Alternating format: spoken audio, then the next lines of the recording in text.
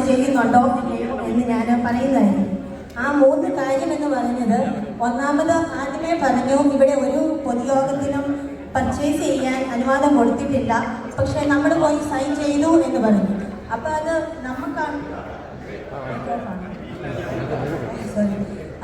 അപ്പം അത് നമുക്ക് ഈ ഇടവക ജനങ്ങൾക്ക് വേണ്ടിയോ മേടിക്കുന്നതാണെങ്കിൽ ഇടവക ജനങ്ങൾ അതിന് വേണ്ടി സംബന്ധിച്ചിട്ട് വേണ്ടി ഒപ്പിടാൻ. അപ്പം അതല്ല വേറെ ആരെങ്കിലുമാണ് ഒപ്പിട്ടതെങ്കിൽ അത് എന്തിനു വേണ്ടി എങ്ങനെയാണ് അതിൻ്റെ പുറകിലുള്ള റീസൺ പറയുന്നത് അറിയാൻ എനിക്ക് ആഗ്രഹമുണ്ട്.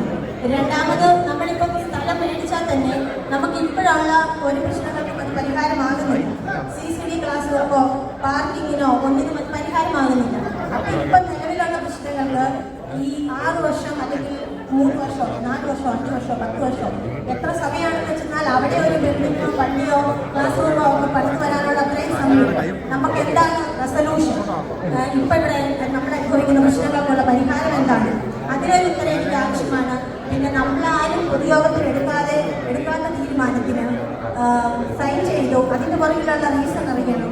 പിന്നെ ജാക്സൺ ഇവിടെ വേറൊരു കാര്യം പറഞ്ഞു, അതിനൊരു ക്ലാരിറ്റിയും വേണം. ഇത് നമുക്ക് തന്നെയാണോ മേടിക്കുന്നത്, ഈ പള്ളിക്ക് വേണ്ടിയാണോ, ഈ ഇടവകക്കാർക്ക് വേണ്ടിയാണോ, അതോ ഇത് വേറെ എന്തെങ്കിലും പർപ്പസിന് വേണ്ടിയാണോ മേടിക്കുന്നത്? ഈ 3 ചോദ്യങ്ങൾക്ക് ഇത്രയും നേരം ഇവിടെ ആൾക്കാർ സംസാരിച്ചതിനകത്താണ്. അപ്പം ഇനി വേറെ എന്തെങ്കിലും പോയിന്റുകളോ ആരെങ്കിലുമൊക്കെ പറയുമെന്ന് എനിക്കറിയില്ല. പക്ഷേ ഈ 3 കാര്യങ്ങൾക്ക് വ്യക്തമായ ഒരു ഉത്തരം കിട്ടിയാൽ മാത്രമേ ഉള്ളൂ എനിക്കിവിടെ വന്ന് നിന്ന് ഞാൻ പർച്ചേസിനെ സപ്പോർട്ട് ചെയ്യുന്നുണ്ടോ ഇല്ലയോ, ഇവിടെ വന്ന് ഞാൻ ഈ പർച്ചേസിനെ സപ്പോർട്ട് ചെയ്യുന്നു എന്ന് പറഞ്ഞ ആൾക്കാർക്കൊക്കെ ഇതിനുള്ള ഉത്തരം അറിയാമോ എന്ന് എനിക്കറിയത്തില്ല.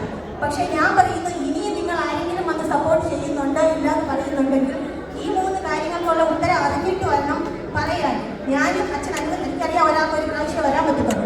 പക്ഷെ അച്ഛൻ അനുവദിക്കുവാണെങ്കിൽ ഈ 3 കാര്യങ്ങൾക്കുള്ള ഉത്തരം കിട്ടിക്കഴിയുമ്പോൾ ഞാൻ വീണ്ടും വന്ന് പറയാം, എനിക്ക് ആ ഉത്തരങ്ങൾ കൺവിൻസ് ആയെങ്കിൽ ഞാൻ ഈ പർച്ചേസിനെ സപ്പോർട്ട് ചെയ്യുന്നു എന്ന് ഞാൻ പറയാം.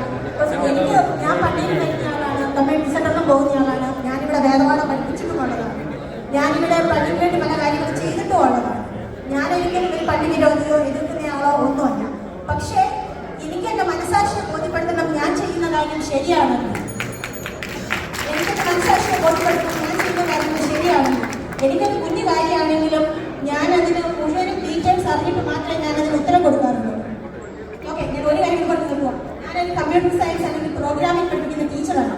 എൻ്റെ അടുത്ത് പിള്ളേരെ അടുത്ത പ്രോഗ്രാം കറക്റ്റ് ആകാതെ വരുമ്പോഴും ഞാൻ ഒരിക്കലും പെട്ടെന്ന് ചാടിയൊരു ഉത്തരം പറയാറില്ല. ഞാൻ പറയും, എനിക്ക് മനസ്സിലാകണം നീ എങ്ങനെയാണ് ചെയ്യുന്നത്. ഓരോരുത്തരുടെയും ലോജിക്ക് ഓരോ ഡിഫറൻസിലാണ്. എൻ്റെ ലോജിക്കിലല്ല ഞാൻ ഉദ്ദേശിക്കുന്ന രീതിയിൽ അവർ പ്രോഗ്രാം ചെയ്യുന്നില്ല. അവർ ചെയ്യുന്ന രീതി ഞാൻ മനസ്സിലാക്കിയിട്ടാണ് ഞാൻ അതിന് സൊല്യൂഷൻ പറയുന്നത്. എന്ന് പറഞ്ഞതുപോലെ ഇവിടെയാണെങ്കിലും എനിക്ക് ഈ കാര്യങ്ങൾക്കൊക്കെ ഉത്തരം കിട്ടിക്കഴിഞ്ഞു എന്നാലേ ഉള്ളൂ എനിക്ക് പറയാൻ പറ്റത്തുള്ളൂ ഞാനതിനെ സപ്പോർട്ട് ചെയ്യുന്നുണ്ടോ ഇല്ലയോ എന്ന്. അതുകൊണ്ട് അച്ഛൻ അനുവദിച്ചാൽ ഒന്നും കൂടി ഞാൻ വരുമായിരിക്കും പറയുന്നതാണ്.